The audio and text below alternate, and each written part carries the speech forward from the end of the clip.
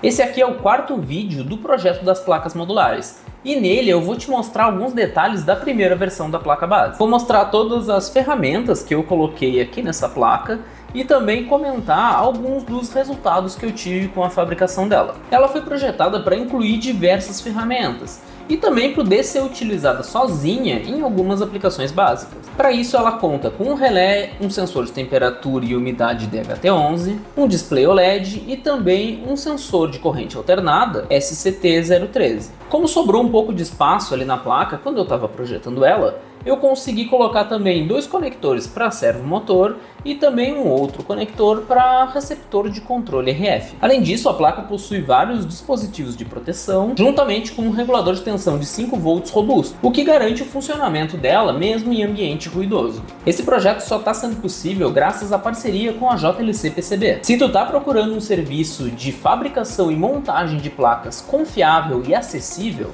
experimenta a JLC PCB. A fabricação e montagem deles com certeza tem o melhor custo-benefício quando se fala de fabricação e qualidade. Não é à toa que eu sempre utilizo o serviço deles para fabricar as placas dos meus clientes. Então, se tu quer conhecer mais sobre o trabalho deles, dá uma olhada no link aqui na descrição do vídeo. Vamos começar vendo um código que eu mostrei no vídeo anterior, onde eu tenho o DHT11 funcionando junto com o display OLED. Aqui a gente pode ver no display a temperatura e a umidade que estão sendo medidos pelo DHT11, que está conectado no pino 1 do ESP32C3. E aqui na parte de baixo da placa eu coloquei esse jumper aqui, que eu estou chamando de A2, que eu posso cortar ele para remover a ligação do DHT11 com o ESP32. Eu fiz isso porque dessa forma eu consigo, mesmo com a placa totalmente montada, utilizar o pino 1 que está disponível aqui nesse barramento para outro projeto, sem necessidade de tirar o DHT11 da placa. E se for necessário, depois eu posso só vir aqui e refazer a ligação com um pingo de solda para poder utilizar de novo o DHT11. Com a placa base eu também consigo medir corrente alternada usando esse sensor aqui, chamado SCT013. Para conectar ele na placa a gente usa esse conector aqui, que está logo embaixo do ESP32, e ele vai conectado no pino 0. E esse aqui é um sensor não invasivo que consegue medir a corrente alternada usando o campo eletromagnético criado pela própria corrente. Inclusive vale até a pena fazer um outro vídeo ensinando e mostrando mais detalhes sobre como utilizar esse sensor. Para esse vídeo eu preparei um exemplo bem simples onde eu estou medindo a corrente e exibindo aqui no display. No momento a única coisa que eu tenho ligado aqui no cabo é a minha estação de solda, que está desligada, então essa corrente que eu estou medindo pode ser alguma corrente de stand-by da estação, mas pode também ser simplesmente ruído que a gente tem no circuito, porque se eu tirar o sensor ele também continua medindo alguma coisa. Agora então eu vou ligar o ferro de solda da minha estação e vamos ver o que vai acontecer com a corrente aqui no sensor. Então essa aqui é a corrente quando eu tenho só o ferro de solda ligado. Às vezes ela varia um pouco mais, às vezes menos. Isso provavelmente tem a ver com o funcionamento da estação de solda, que está controlando a temperatura do ferro. E agora eu vou ligar o soprador térmico, que a gente pode ver que a corrente vai subir mais. E aí ela vai ir variando também até a temperatura do soprador estabilizar. E se eu desligo o soprador térmico, a gente vê que instantaneamente a corrente baixa e volta ao valor anterior quando a gente tinha só o ferro de solda ligado. Agora eu vou desligar o ferro de solda e a gente tem aquela corrente de stand-by do começo. E por fim eu vou tirar aqui da tomada a estação de solda e vamos ver o que vai dar de diferença. Pode ver que praticamente não variou, aqui ele está medindo provavelmente algum ruído que a gente tem nos cabos. E para esse sensor eu também tenho a opção de remover ele do circuito. Agora utilizando esse outro jumper aqui que eu estou chamando de A1. Aí dessa forma o pino 0 do ESP32 vai estar disponível para ser utilizado em qualquer outro projeto. Agora eu vou acionar o relé da placa utilizando esse controle de alarme.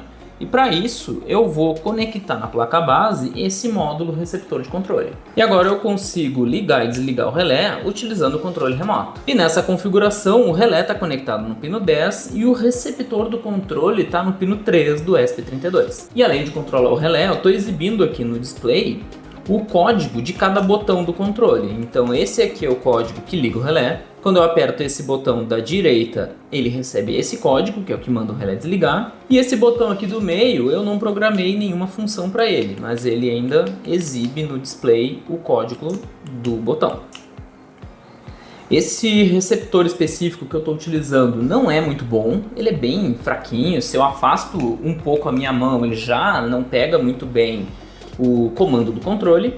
Mas para fazer esse teste simples ele resolve. Porém o soquete dele aqui na placa é compatível com receptores melhores. Então dá para facilmente encaixar aqui um receptor de qualidade melhor e utilizar nessa placa. E para demonstrar o funcionamento, eu liguei uma das luzes que eu tenho aqui na bancada no relé. E agora eu posso desligar ela utilizando esse controle. E por fim, vamos ver os servomotores funcionando. Eles são o mais simples de todos, porque eu preciso só conectar cada servomotor aqui no encaixe específico deles. E dessa forma eles estão ligados nos pinos 5 e 6 do ESP32. E o programa exemplo também não tem muito mistério, eu estou só movendo os dois servomotores. Como eu disse antes, eu adicionei essa função dos servos na placa só porque estava sobrando espaço nessa parte aqui. E a conexão deles é bem simples, é só ter os pinos de alimentação e um pino do ESP32. E se tu quer aprender a projetar placas de circuito como essa, dá uma olhada no meu curso de KiCad. Lá eu ensino como eu projeto as minhas placas e mostro todo o processo, desde o projeto até enviar elas para fabricação, montar e testar. O link para o curso está aqui na descrição do vídeo. Agora vamos ver alguns erros e também possíveis melhorias no projeto dessa placa. Alguém comentou em algum outro vídeo que eu mostrei a placa base sobre a posição do DHT11, que ele estava atrás do display e também em uma região que poderia esquentar, e aí isso iria prejudicar a medição do sensor. Nos testes que eu fiz, eu não percebi que essa região da placa estava esquentando, porque ela fica ali um pouco longe do regulador de tensão, e também no caso dessa placa o ESP32 está afastado dela, porque ele está conectado com o soquete. Então aquela região da placa acabou não esquentando tanto. Mas realmente o ideal talvez fosse ter posicionado ele em pé em uma das extremidades da placa, assim deixando ele mais livre para conseguir medir a temperatura ambiente. Um detalhe que eu acabei esquecendo quando estava projetando a placa é que o ESP32C3 possui resistores de pull-up nos pinos 2 e 8. Isso não chega a ser um problema para a maioria das aplicações, como no caso do pino 8 que eu estou utilizando para comunicação I2C. Porém o pino 2 eu estou utilizando como uma entrada analógica, então dependendo do circuito que eu conectar nele, esse resistor de pull-up vai acabar interferindo no funcionamento. E isso aconteceu justamente quando eu fui testar esse módulo aqui. O circuito desse sensor utiliza um resistor de pull-down.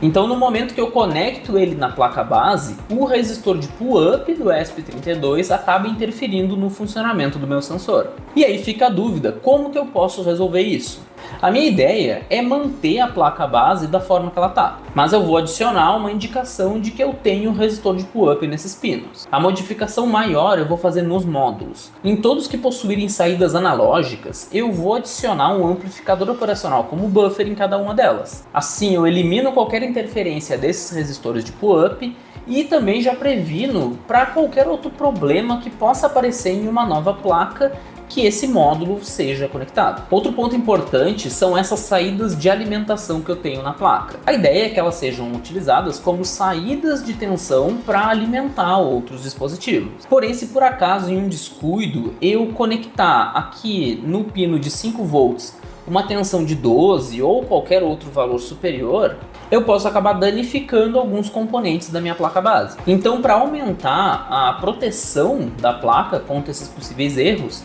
eu tô com a ideia de inserir diodos em série com essas saídas. Dessa forma eu evito que qualquer corrente indesejada entre na minha placa. Claro que com isso eu vou criar uma queda de tensão nos diodos e alguns outros detalhes, mas eu acho que vale a pena para eu garantir que a minha placa não vai sofrer nenhum dano por causa de algum mau uso ou descuido. Então é assim que está a primeira versão da placa base. Se tu observou alguma coisa que eu não percebi e tiver sugestões para me dar, pode deixar aqui nos comentários, que quem sabe depois eu posso fazer um outro vídeo comentando essas sugestões e aí a gente consegue interagir e melhorar ainda mais esse projeto. Porque no futuro eu pretendo fazer novas versões dela, só que claro, dessa vez eu vou integrar o circuito do microcontrolador na placa base e também colocar mais algumas ferramentas e componentes, tornando ela um pouco maior e mais completa. Mas por enquanto eu vou aproveitar essas aqui para fazer alguns vídeos ensinando a utilizar todos os sensores e outros dispositivos que eu tenho aqui nessa placa. Se tu gostou desse vídeo, não esquece de te inscrever aqui no canal para não perder nenhum conteúdo meu. E se tu assistiu até aqui e ainda não conhecia o projeto das placas modulares, dá uma olhada nessa playlist aqui com os outros vídeos desse projeto.